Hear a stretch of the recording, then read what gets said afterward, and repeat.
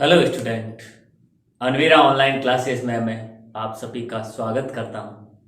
मैं मनीष मालवीय, आपका science teacher, एक बार फिर से आपके साथ उपस्थित हूं।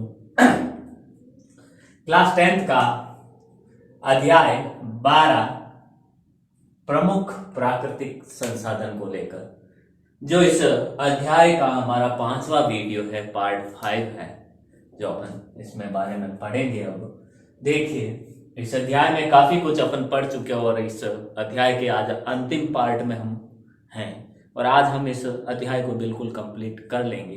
तो देखिए, क्या प्राकृतिक संसाधनों के बारे में हमने यहाँ पर पढ़ा, ठीक है। तो हम इसको आगे बढ़ाते हैं। देखिए, अब कुछ प्रमुख जो बातें हैं वो देखते हैं। देखिए, कोयला हमने पढ़ा, इसमें पढ़ना है हमें आज। कोयला कोयला क्या होता है?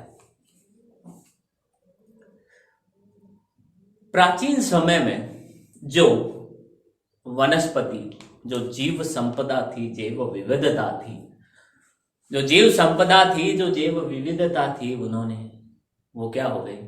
भौतिक कारणों के कारण, प्राकृतिक कारणों के कारण, जो विनाशात्मक कारण होते हैं, बाढ़ आना और भूकंप आना, ज्वालामुखी आना, इन प्राकृतिक कारणों के कारण क्या हुआ कि जो प्राचीन संपदा थी, सभी वन संपदा थी, जीव संपदा थी, सारी जैव विविधता थी, वो क्या हो गई? जमीन के अंदर दब गई। जैसे देखिए, जो भी उस समय प्राचीन संपदा थी, जो भी जीव जंतु थे, जो पेड़ पौधे थे, वो सब क्या हो गए? भूकंप आने के कारण, भूकंप प्राकृतिक कारण, भूकंप, ज्वालामुखी, इसी तरह अपन ले सकते हैं बाढ़, सूखा, भूस्खलन,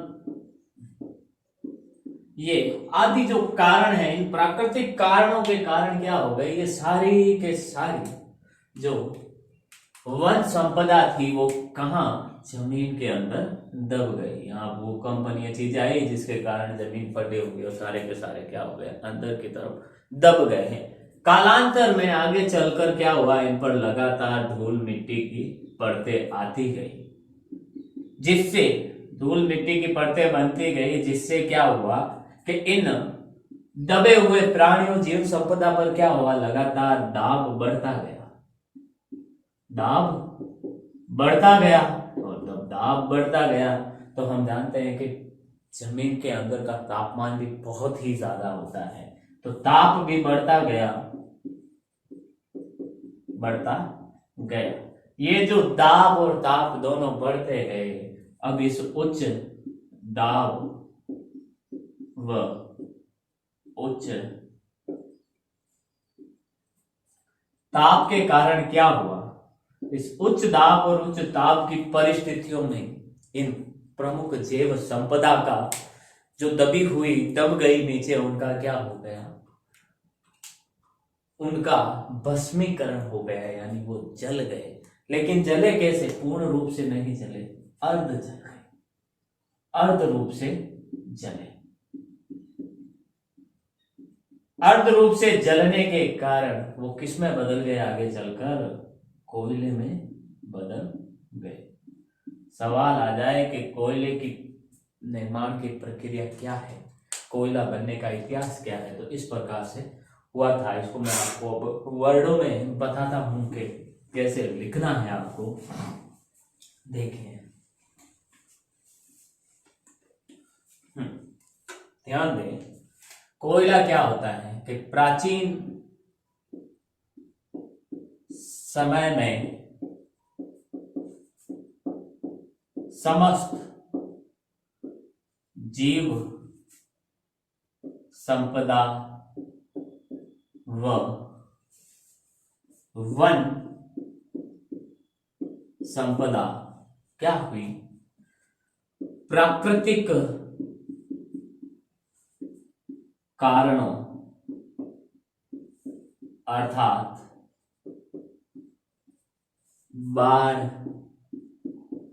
भूकंप, ज्वालामुखी, ठीक है, ज्वालामुखी, भूस्खलन आदि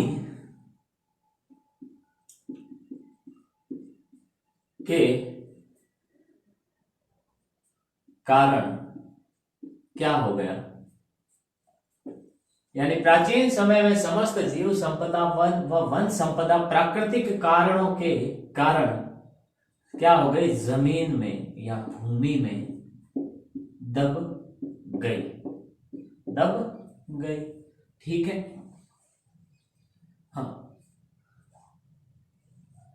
तत्पश्चात उच्च दाब एवं उच्च ताप के कारण क्या हुआ, उच्च दाब एवं उच्च ताप के कारण क्या हुआ, इनका ताप के कारण इनके इनके किनके, इन जीव संपदा वन संपदा के इनके कठोर भाग, इनके जो कठोर भाग थे वनों में, जैसे डालियां, टहनियां, और जीवों में जैसे उनकी हड्डियां, ठीक है, कठोर भाग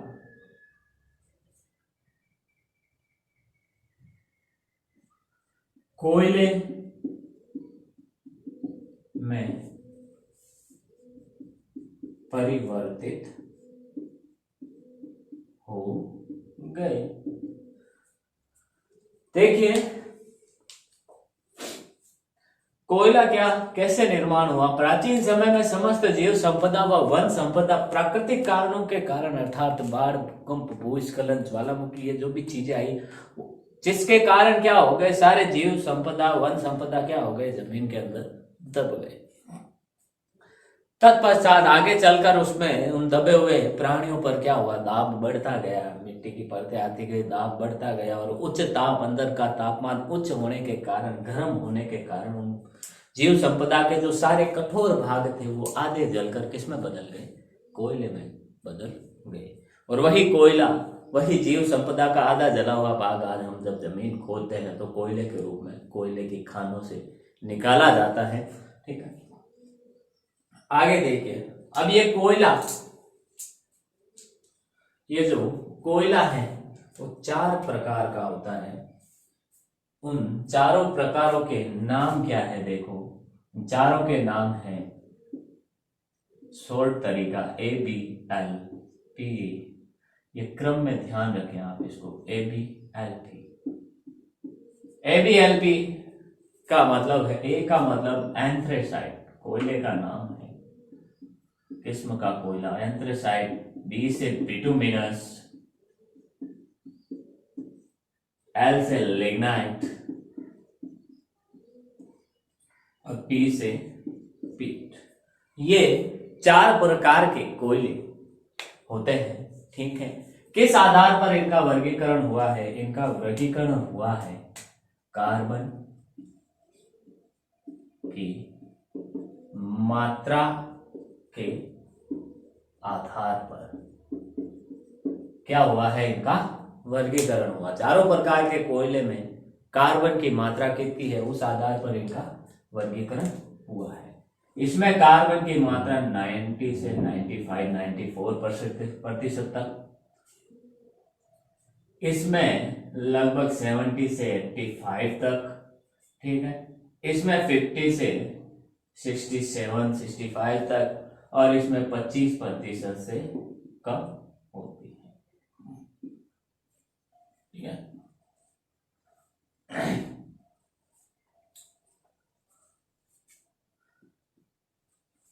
एंथ्रेसाइट में सर्वाधिक कार्बन की मात्रा पाई जाती है और पीट में सबसे कम कार्बन की मात्रा पाई जाती है। ये जो कोयला होता है वो धुआं कम देता है, वह ऊष्मा ज्यादा देता है। ये जो कोयला है वो क्या करता है, धुआं कम देता है और ऊष्मा ज्यादा देता है। इसीलिए इस कोयले को सबसे अच्छा कोयला माना जाता है।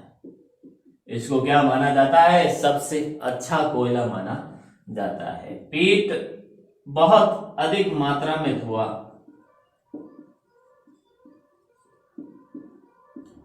व ऊष्मा कम देता है। इस कारण ऊष्मा कम देता है। इस कारण क्या होता है? इस कारण यह सबसे घटिया कोयला कहलाता है।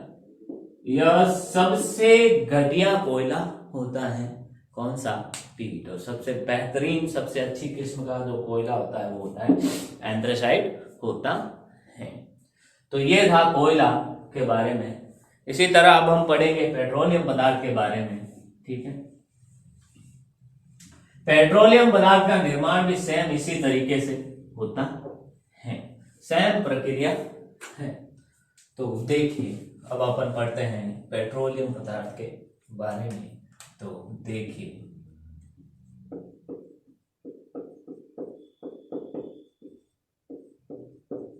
पेट्रोलियम पदार्थ अब सेम कैसे? वही प्राचीन समय में जीव संपदा व वन संपदा क्या होती है? प्राकृतिक कारण, भूस्खलन, बाढ़, ज्वालामुखी, भूकंप, इनके कारण जमीन में दब जाती हैं। दब जाने के कारण उच्च दाब व उच्च ताप के कारण उनके जो कठोर भाग थे वो किस में बदल गए? वो सारे के सारे कोयले में बदल गए। वो सारे के सारे किस में बदल गए? कोयले में बदल गए। लेकिन जो उनका मुलायम भाग था, उनके मांस, उनकी त्वचा, ठीक है, जो मुलायम या नर्म भाग या मुलायम भाग थे वो किस में बदल गए? पेट्रोलियम पदार्थ में बदल गए। पेट्रोलियम पदार्थ में बदल गए, परिवर्तित हो गए। यानी जो कठोर भाग थे वो तो कोयले में बदल गए और जो मुलायम भाग थे वो किस में बदल गए? पेट्रोलियम पदार्थ में बदल गए। देखिए, अब इस पेट्रोलियम पदार्थ में, पेट्रोलियम पदार्थ एक पदार्थों का समूह होता है। इसमें कौन कौन से पदार्थ पाए जाते हैं? देखिए, अपन पढ़ते हैं इसको। इसके अंदर सबसे पहले तो प्राकृतिक गैस निकलती है, जो CH4 गैस होती है, मेथेन, नेचुरल गैस। उसके बाद इसमें से निकलता है पेट्रोल, इससे निकलता है पेट्रोल। फिर इससे निकलता है केरोसिन का तेल, केरोसिन या मिट्टी का तेल, अपन मिट्टी तेल जिसे कहते हैं। फिर निकलता है इससे डीजल। फिर क्या निकलता है? इससे डीजल निकलता है। फिर कोक, फिर कोलता, और आखिर में इसमें निकलती है पेट्रोलियम, पेट्रोलियम जेली। इसे अपन नॉर्मल भाषा में वैसलीन जिसे कहते हैं। क्या कहते हैं? जो सर्दियों में अभी के समय अपन काम में लेते हैं वैसलीन कहते हैं। तो पेट्रोलियम पदार्थ में प्राकृतिक गैस, पेट्रोल, केरोसिन का तेल, डीजल, कोक, कोलतार, पेट्रोलियम जेली आदि पदार्थ निकलते हैं। ये सारे पदार्थ जमीन के अंदर से निकलते हैं। जैसे सऊदी अरब में पेट्रोलियम पदार्थ का, पेट्रोल के, तेल के कुएं हम जो बोलते हैं। तो ये जो कुएं होते हैं, ये जमीन में खुदाई करने पर वहां जहां से तेल निकलने की संभावना होती है वहां पर खुदाई की जाती है। कुएं के आकार में, जैसे पानी का कुआं होता है वैसे इनका कुआं होता है। अब इनसे ये सभी पदार्थ मिक्स होते हैं। पेट्रोलियम पदार्थ में सभी पदार्थ पाए जाते हैं। तो इन सभी पदार्थों का पृथक्करण किया जाता है, अलग अलग किया जाता है। और इन सभी पदार्थों का पृथक्करण किस आधार पर किया जाता है? किस विधि द्वारा किया जाता है? तो वह विधि है प्रभाजी आसवन विधि। प्रभाजी आसवन विधि होती है जिसके द्वारा क्या किया जाता है? इन सभी पदार्थों को अलग अलग पृथक पृथक किया जाता है। इस विधि में क्या करते हैं, इस विधि में क्या करते हैं, इस विधि में इस पदार्थ को क्या करते हैं, इनके क्वथनांक पर यानी बॉइलिंग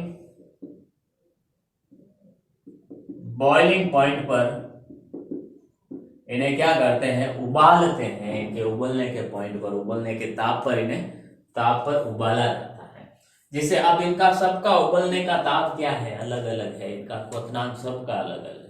तो सबसे पहले प्राकृतिक गैस निकलेगी, फिर जैसे ही अपन एक निश्चित तापमान पर ले जाएंगे, पेट्रोल के क्वथनांक पर ले जाएंगे, तो पेट्रोल क्या होगा, इस पेट्रोलियम पदार्थ में से भाप बनकर उड़ेगा।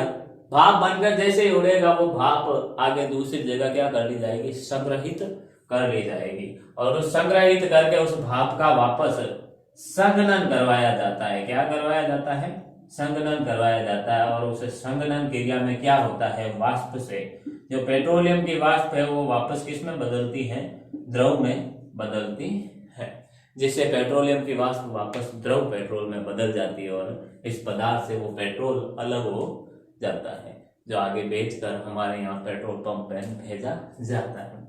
इसी तरह फिर केरोसिन, डीजल, इन सबको अब इनके क्वथनांक पर उबाल कर क्या किया जाता है, इनको भाप में बदला जाता है, वाष्प में बदला जाता है, फिर वापस ठंडा करके इनको द्रव के रूप में प्राप्त कर लिया जाता है। लास्ट में पेट्रोलियम जेली बचती है, तो लास्ट में सब ये पदार्थ निकाल दिए जाते हैं, तो पीछे सिर्फ एक अर्धठोस पदार्थ बनता है, जेली जैसा पदार्थ बचता है, वो वैसी होती है हमारी, जिसे हम सौंदर्य प्रसाधन में काम में लेते हैं। तो ये था हमारे पेट्रोलियम पदार्थ। ठीक है, आगे अपन इस अध्याय का जो अंतिम टॉपिक है उसके बारे में अपन देखते हैं।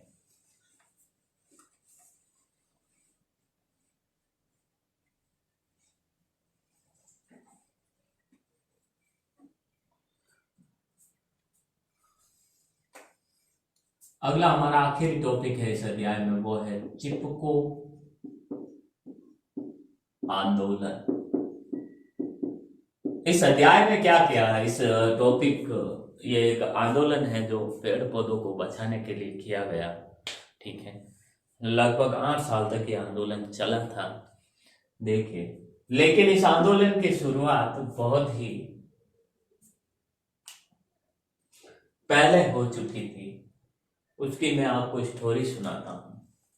1730 में एक जोधपुर का राजा था।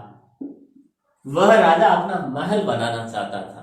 अब पुराने समय में सीमेंट ये तो थी नहीं, तो मिट्टी से या बोल सकते अपन पत्थरों से महल नहीं बनाए जाते थे, घर मकान नहीं बनाए जाते थे। उस समय किससे बनाए जाते थे, उस समय लकड़ी से बनाए जाते थे। ठीक है, तो जोधपुर को राजा को अपना महल बनाना था, तो उन्होंने अपने किसको, सैनिकों को आदेश दिया, एक आदेश दिया कि आप यहाँ से पास में एक खेजड़ली गांव है। कौन सा गांव, खेजड़ली गांव है। ठीक है, वहां पर खेजड़ी वृक्ष बहुत प्रसिद्ध है, खेजड़ी वृक्ष बहुत प्रसिद्ध है। आप वो खेजड़ी वृक्ष काट के लेके आए सभी, हमें हमारी महल बनाना है, हमें हमारा घर बनाना है।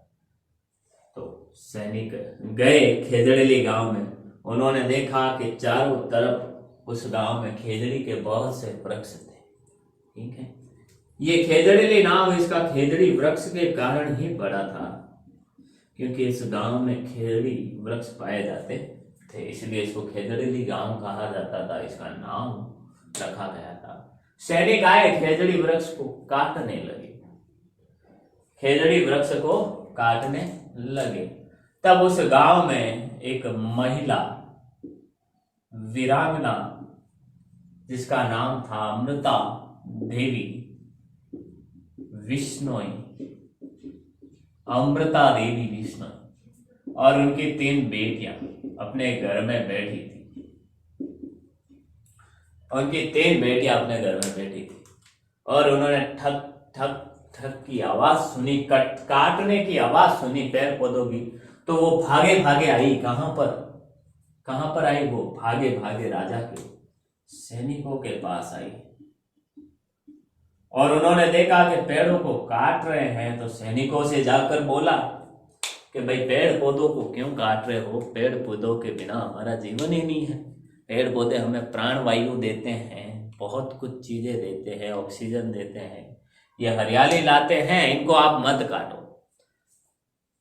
तो क्या हुआ? तो हुआ ये कि सैनिकों ने कहा कि हमें तो राजा का आदेश है और हमें काट के ले जाना ही पड़ेगा, काट के ले जाना ही पड़ेगा। तो अमृता देवी ने कहा कि नहीं, आप मत काटो। काफी देर बहस हुई और उन्होंने रिक्वेस्ट की, अमृता देवी ने और उनकी 3 बेटियों ने क्या किया, सैनिकों से रिक्वेस्ट की कि इन पौधों को मत काटो, लेकिन सैनिक नहीं माने। तब अमृता देवी और उनकी जो 3 बेटियां थी वो जाकर पेड़ों से लिपट गई, बिल्कुल लिपट गई। और क्या किया उन्होंने? कहा, अमृता देवी ने कहा कि अगर तुम्हें ये वृक्ष काटने हैं तो काटो, लेकिन उससे पहले हमारी गर्दन काटनी पड़ेगी। हमारे जीते जी, मेरे जीते जी तो मैं तुम्हें वृक्षों को काटने नहीं दूंगी। सैनिक भी बहुत ही मुश्किल हालात में आ चुके थे कि उनको राजा का आदेश था कि वृक्ष काट के ही लाने हैं। अगर राजा के आदेश की पालना नहीं करेंगे तो वो उधर मृत्यु दंड दे देगा, और पालना करनी है तो इनको काटना पड़ेगा। सैनिकों ने काफी कुछ समझाया, लेकिन फिर राजा का आदेश को पालना करते हुए उन्होंने क्या किया? पेड़ों के साथ साथ अमृता देवी, विष्णु और इनकी 3 बेटियों को काट दिया। बिल्कुल ये घटना फिर आग की तरह पूरे गांव में फैल गई और गांव के लोग दौड़े दौड़े आए बचाने के लिए पेड़ पौधों को। और अमृता देवी की तरह ही सभी लोग क्या हो गए? पेड़ पौधों से चिपक गए पेड़ों को बचाने के लिए। लेकिन फिर भी सैनिक नहीं रुके, वो काटते रहे। इस तरह उन्होंने 363 लोगों को काट दिया।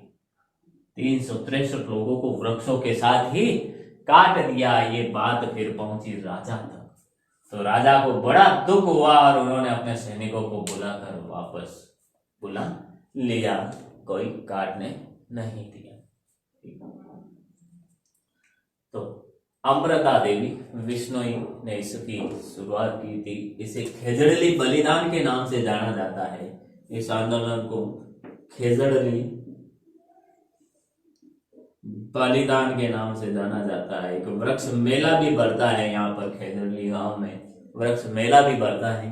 ठीक है, इनकी याद में याद किया जाता है इनको। इसी आंदोलन से, इसी खेजड़ली बलिदान से प्रभावित होकर क्या हुआ? चिपको आंदोलन बना। चिपको आंदोलन बना। चिपको आंदोलन में क्या था?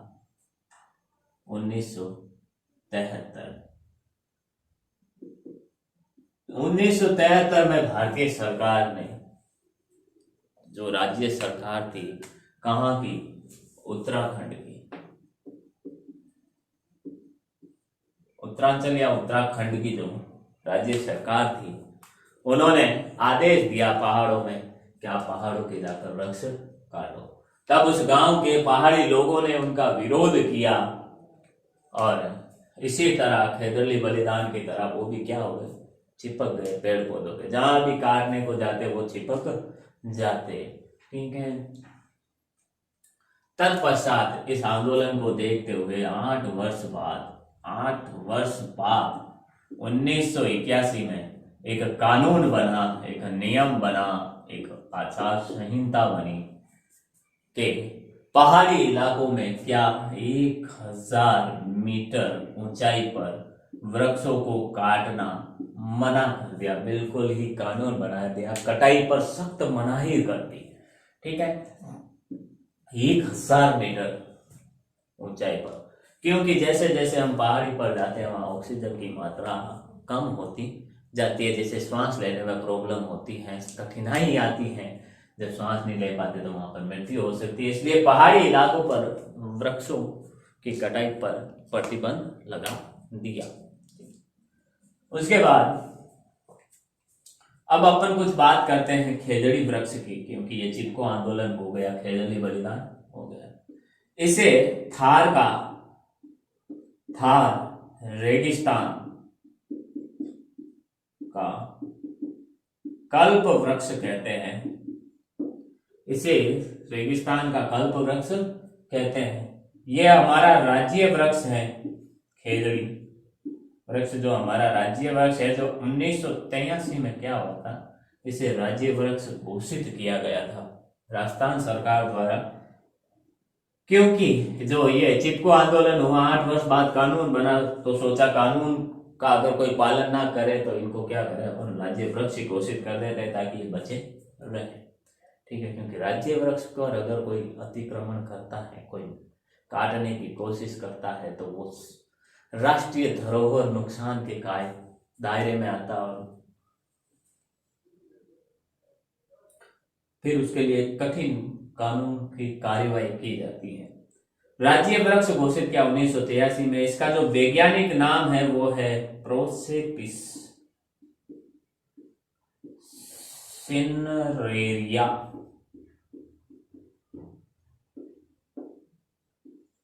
प्रोसेपिस सिनरेरिया इसका वैज्ञानिक नाम है। तो इसके साथ अपन का ये अध्याय खत्म होता है प्रमुख प्राकृतिक संसाधनों के बारे में। तो 5 पार्ट में अपना ये अध्याय खत्म हुआ है। उम्मीद करता हूं आपको समझ में आया होगा। फटाफट इसको 5 मिनट में हम पिछले 4 वीडियो और आज के वीडियो में क्या पढ़ा उसको अपन रिवाइज कर लेते हैं। देखिए, सबसे पहले अपन ने पढ़ा था प्राकृतिक संसाधन के बारे में। क्या पढ़ा था अपन ने प्राकृतिक संसाधन के बारे में कि प्रकृति द्वारा प्राप्त संसाधनों का हम प्राकृतिक संसाधन कहते हैं। इन प्राकृतिक संसाधनों को फिर भागों में इनका वर्गीकरण हमने पढ़ा, जिसमें वितरण के आधार पर पढ़ा, दूसरा चीज उद्गम के आधार पर पढ़ा, फिर उद्गम या उत्पत्ति के आधार पर अपन ने पढ़ा,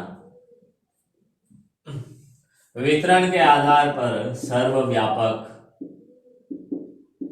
और स्थानिक के बारे में पढ़ा अपन ने, उद्गम के आधार पर जैव अजैव संसाधनों के बारे में हमने पढ़ा। उसके बाद हमने एक पढ़ा था नव्यकरणीय और अनव्यकरणीय संसाधनों के बारे में अपन ने पढ़ा। फिर इन संसाधनों के प्रबंधन के बारे में अपन ने पढ़ा कि प्रबंधन क्यों की। अब ये प्रबंधन कैसे किया जाता है कि आवश्यकता हमने पढ़ी। संरक्षण के बारे में पढ़ा। अब प्राकृतिक संसाधनों के रूप में हमने इसके बाद पढ़ा वन संपदा के बारे में। वन्य जीव संरक्षण के बारे में भी अपन ने इस अध्याय में पढ़ा। वन्य जीव संरक्षण के बारे में अपन ने इस अध्याय में पढ़ा था।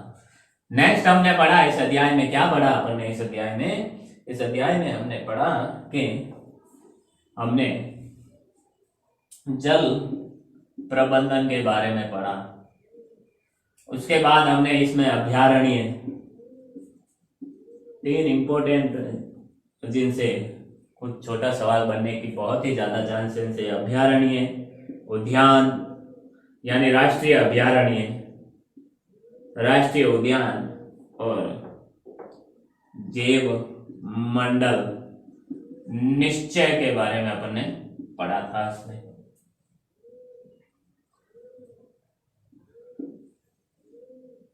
फिर जल प्रबंधन के बारे में पढ़ा, फिर हमने वर्षा जल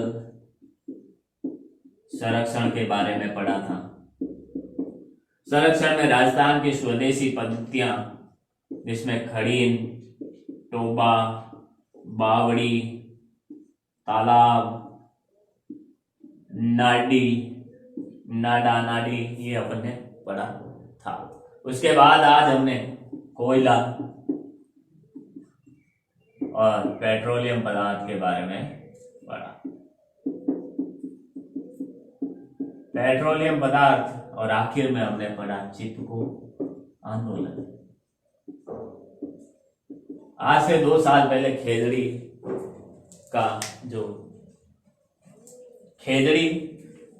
का जो वैज्ञानिक नाम पूछा गया था, आज से 2 साल पहले एग्जाम में, बोर्ड एग्जाम में आ सकता है वापस। छोटा सवाल ही पक्का बनेगा। फिर इसमें से कुछ भी आ सकता है। वन्य जीव संरक्षण के उपाय बताओ, वो जल उन्मूलन, वन उन्मूलन, जीव उन्मूलन के कारण बताओ, वन्य जीव संरक्षण के उपाय बताओ, कई प्रकार के, या फिर हमें प्राकृतिक संसाधनों का वर्गीकरण पूछा जा सकता है। इसी के साथ हमारा क्लास 10 का अध्याय 12 प्रमुख प्राकृतिक संसाधन समाप्त होता है।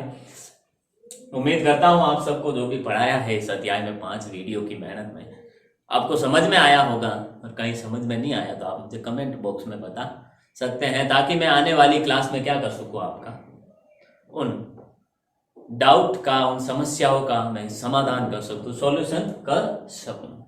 इसी के साथ अपन आने वाली क्लास में 13वां जो अध्याय है वो तो बिल्कुल आपके हट चुका है, इस बार कोर्स में नहीं है, तो 14वां अध्याय हम पढ़ेंगे, जिसका नाम है पादप एवं जंतुओं का जैविक का आर्थिक महत्व के पादपों और जंतुओं से हमें कौन कौन सी चीजें प्राप्त होती है, जिनको बेचकर हम आर्थिक महत्व कमाते हैं, पैसे कमाते हैं, उनको बेचकर पैसों की, अर्थ की प्राप्ति करते हैं। उम्मीद करता हूं जो भी पढ़ाया वो समझ में आया होगा। Thank you.